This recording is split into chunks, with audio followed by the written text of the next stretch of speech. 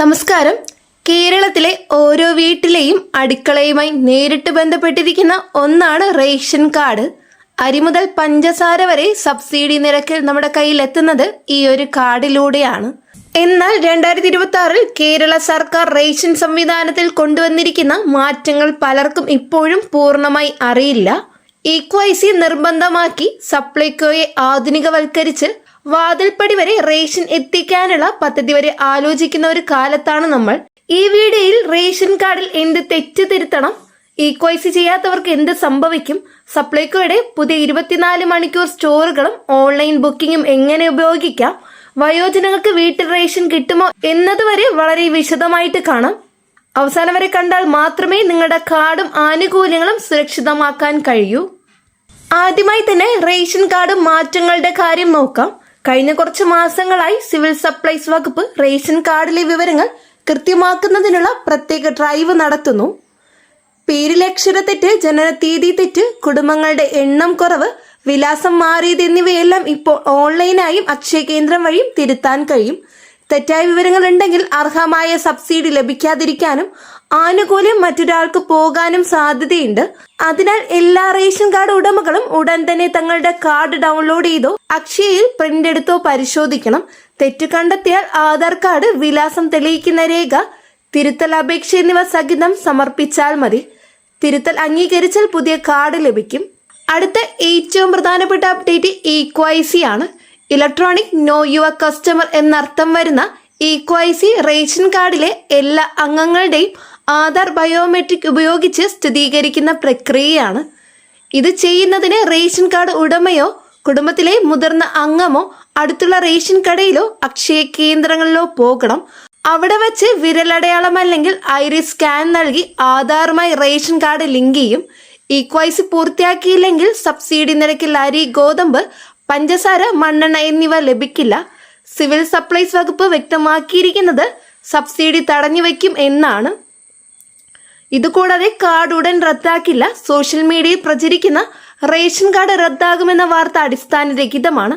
ഔദ്യോഗിക അറിയിപ്പുകൾ മാത്രം വിശ്വസിക്കുക.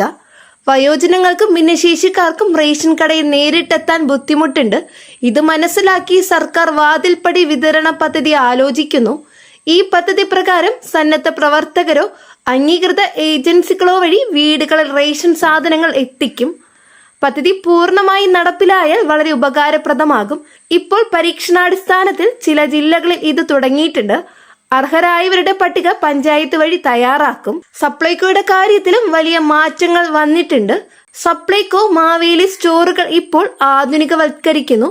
സിഗ്നേച്ചർ മാർട്ടുകൾ തുറക്കുന്നു. ഇവിടെ ഗുണമേന്മയുള്ള സാധനങ്ങൾ കൂടുതൽ വെറൈറ്റിയിൽ ലഭിക്കും.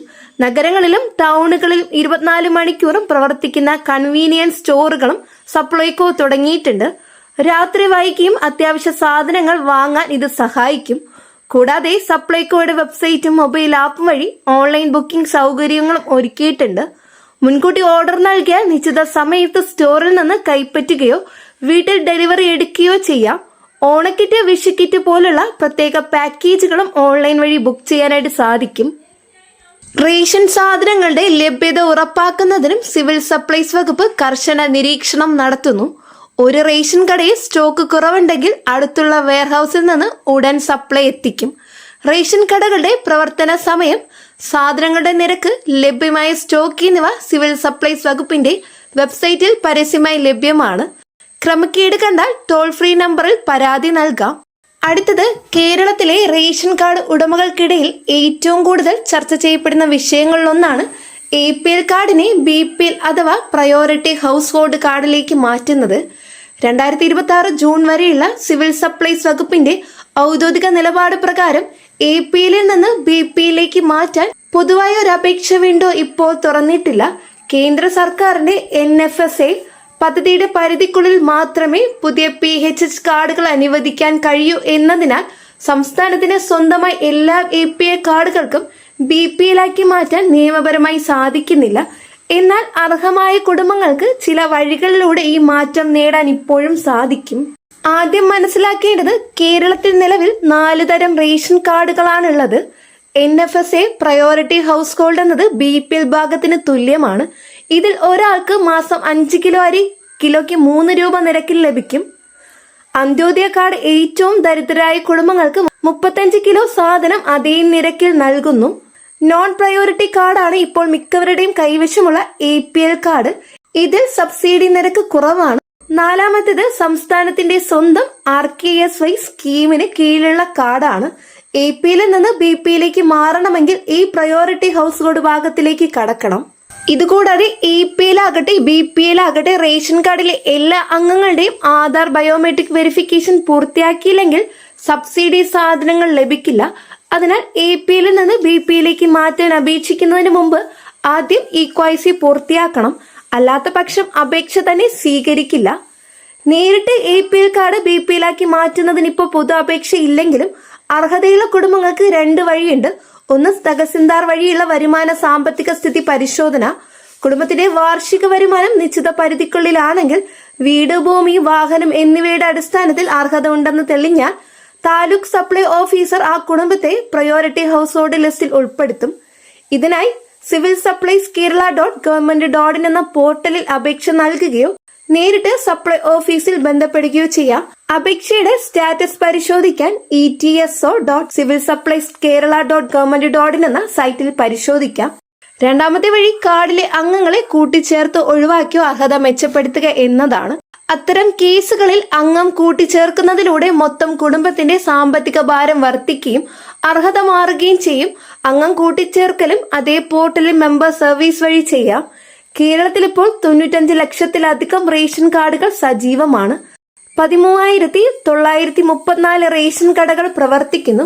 സിവിൽ സപ്ലൈസ് വകുപ്പ് 1967 എന്ന ടോൾ ഫ്രീ നമ്പറിൽ അർഹത സംബന്ധിച്ച സംശയങ്ങൾക്ക് മറുപടി നൽകുന്നുണ്ട്. APL നിന്ന് BPയിലേക്ക് മാറാൻ ശ്രമിക്കുന്നവർ ഓർക്കേണ്ടത് വ്യാജ വരുമാന സർട്ടിഫിക്കറ്റ് നൽകുകയോ തെറ്റായ വിവരം നൽകുകയോ ചെയ്താൽ കാർഡ് റദ്ദാക്കുക മാത്രമല്ല നിയമ നടപടിയും നേരിടേണ്ടി വരും എന്നതാണ്. എല്ലാ റേഷൻ കാർഡ് ഉടമകളും ശ്രദ്ധിക്കേണ്ട പ്രധാന കാര്യങ്ങൾ ഇവയാണ്. റേഷൻ കാർഡ് സുരക്ഷിതമായി സൂക്ഷിക്കുക. കാർഡ് നഷ്ടപ്പെട്ടാൽ ഉടൻ പോലീസിൽ പരാതി നൽകി ഡ്യൂപ്ലിക്കേറ്റ് കാർഡിന് അപേക്ഷിക്കുക.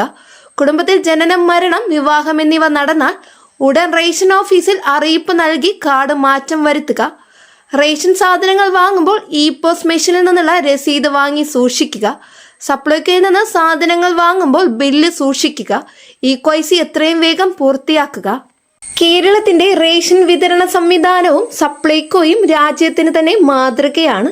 e-പോസ്റ്റ് മെഷീൻ, EKYC, ഓൺലൈൻ സേവനങ്ങൾ, 24 മണിക്കൂർ സ്റ്റോറുകൾ എന്നിവയിലൂടെ സുതാര്യതയും എളുപ്പവും ഉറപ്പാക്കിയിട്ടുണ്ട്.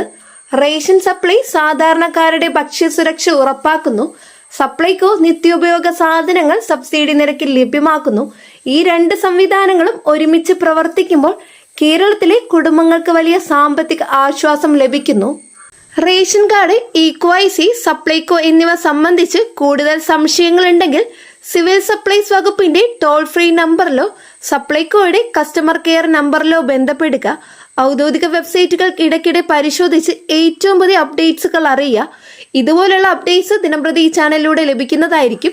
ആയതിനാൽ ചാനൽ സബ്സ്ക്രൈബ് ചെയ്യുക. തൊട്ടടുത്ത് കാണുന്ന ബെല്ലൈക്കൺ അമർത്താനും മറക്കരുത്. കൂടാതെ നിങ്ങളുടെ സുഹൃത്തുക്കളിലേക്ക് ഷെയർ ചെയ്തെത്തിക്കുക. നെക്സ്റ്റ് ഒരു അപ്ഡേറ്റ്സുമായിട്ട് വീണ്ടും കാണാം. എല്ലാവർക്കും നന്ദി, നമസ്കാരം.